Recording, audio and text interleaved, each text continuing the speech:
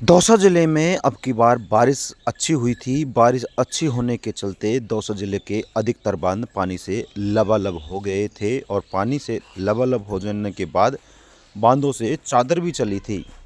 लेकिन अब बारिश तो बंद हो गई और कई बांधों की अब नहर भी खोली गई है। दौसा जिला प्रशासन के द्वारा नहर खोलकर खेतों में किसानों को पानी उपलब्ध करवाया जा रहा है।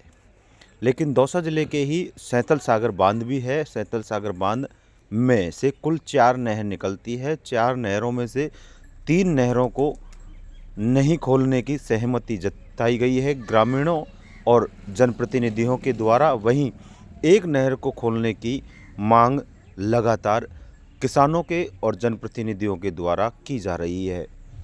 इस को लेकर दौसा जिला कलेक्टर देवेंद्र कुमार के नेतृत्व में कई बार बैठक हुई है। बैठकों के हो जाने के बावजूद भी अभी तक बांध में से नहर नहीं खोलने को या खोलने को लेकर कोई निर्णय नहीं किया गया है।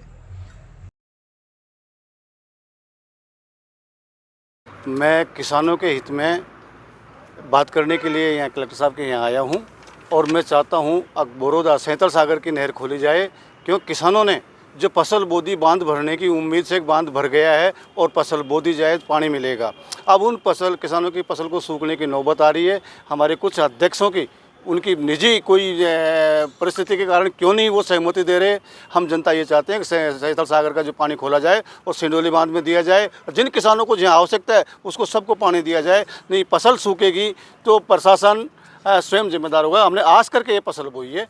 इसी के साथ मैं ये कहता हूँ बोरोदा सैंतल सागर जो बांध है इसको खोला जाए। लेकिन कुछ पक्ष में ये भी है कि बोरोदा बांध नहीं खोलना चाहिए। वो पक्ष उनका पता नहीं क्या मजबूरी है। हमने तो बांध में पानी देख करके, बांध में जब 12 फुट और 13 फुट पर से पानी मिला है हमको, तो अब तो 28 फुट भरा है। 29 फुट के मुकाबले 28 फीट भरा है। 28 फीट में से पानी नहीं मिला तो फिर कब मिलने की उम्मीद है? कोई 45 फीट तो बनेगा नहीं ये गेज।